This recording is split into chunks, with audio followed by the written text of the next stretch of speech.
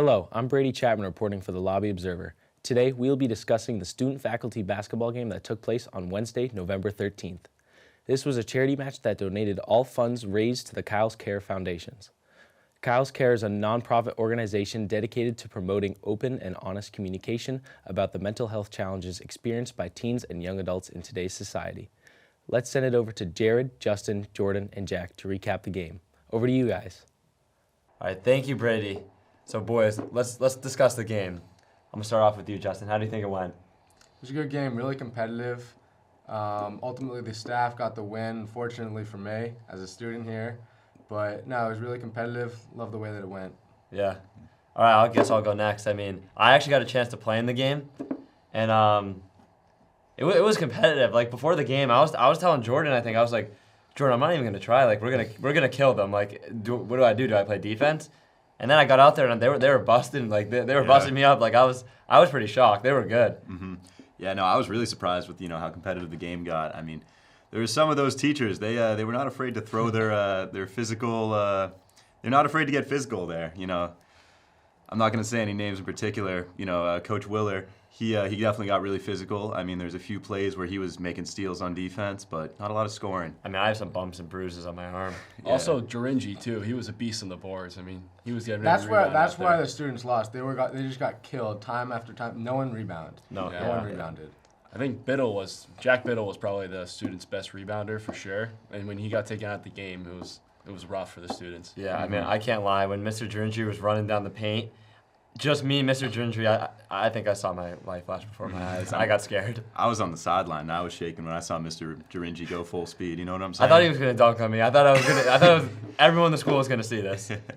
Well, in the huddle, what did we say? We said rebound the basketball. Next thing you know, Jurinji does some move, gets a rebound, 2 possessions in a row, 4 points for the staff. Yeah, I mean, we did not have a big team by any means. I mean, they were killing us on the boards. Yeah, I mean, we weren't big, but you know who we did have?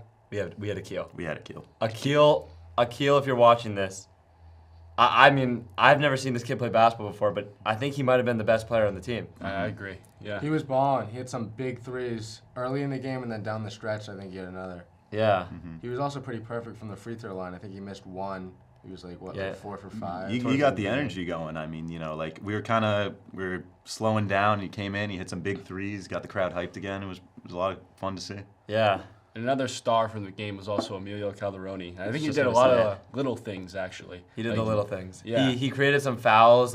He drew some fouls. There was one play where he got fouled pretty hard. He shook it off. It kind of gave us a little momentum then the first half. Mm-hmm. Yeah. Well, I mean, we actually have an interview with Emilio, so we'll cut to that right now. Yeah. I'm here with Emilio Calderoni, part of the student team. Emilio, how was the atmosphere in there? It was very competitive. It was a great atmosphere. I loved the game, enjoyed it, very fun. And what was your favorite moment of the game?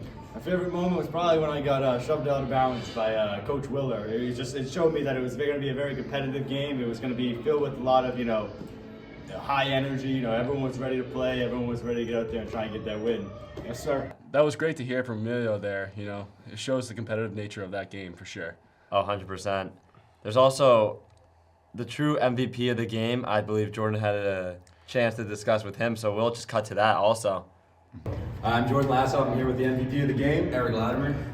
The teachers sadly won the basketball game, but it was a great event. What did you think of the event? I thought it was a great outing. I didn't know so many people would show up to us, whipping the kids' butt, but, it was a good outing. I had a good time. It was a great experience. How'd the crowd noise play into the game? It got in my head a little bit, I pushed it away, didn't think much about it, came out with the win, so pretty easy. And what did you think of what do you think was the greatest moment of the game? Greatest moment of the game is probably when, I don't know, too many moments. When probably Mr. Richards and Mr. Jurinji were doing the give and goes and, making us look dumb. But, I was on the court. Well, thank you. Yeah. That was a great interview. He was definitely one of the reasons the staff won that game. Yeah.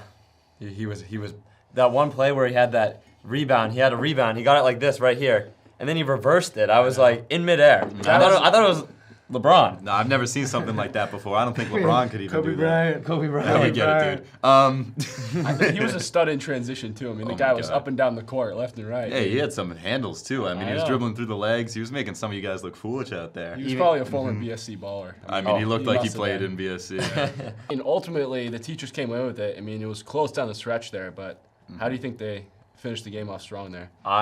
What I think happened was a little coaching mistake actually for the students. I think we started with a poor group for us in the second half. We couldn't get it together. Maybe the players were definitely good players, but I mean, it was just they weren't working well together. And I think that this teachers went on like a 10-0 run, I believe. Yeah, to start the second Yeah, half, they especially. did have a big run. Started out with, I think the teachers called a timeout. They ran a play. It was like some sort of cut, give and go. Got a wide open layup. That's what started it for them. Yeah, and I mean, we just couldn't stop the flood. I mean, there was no rebounding. It was a rough little portion to watch. I mean, we kind of pulled it together. I mean, we kept it close towards the end, but it wasn't, You know wasn't what I will happening. say though, the student section was balling. I was very surprised. I mean, there were The a student lot section of was people. balling. There was a lot of people there. Yeah. A lot of energy from the student section for And sure. another thing for the teacher success, I mean, we talked about Mr. Willer's physicality, but we got to talk about his intelligence. I mean, he had them like looking like I don't even like a prime old school basketball team. And they were beating the zones. Everyone knew where to cut. They were getting rebounds. It was old school ball. I mean, physical, hard playing. I mean, they were getting every rebound, every bucket. I mean, Yeah, like bad boy Pistons Yeah, out there. Mr. Willer, he had them looking like the bad boy Pistons. He Yeah. was like Isaiah Thomas. He was the point guard. I saw some pretty good passes from him. Yeah. he was getting a little cute with it with the behind the back passes too. They're I tried one myself. It got turned over, so I tried to one up him. I couldn't.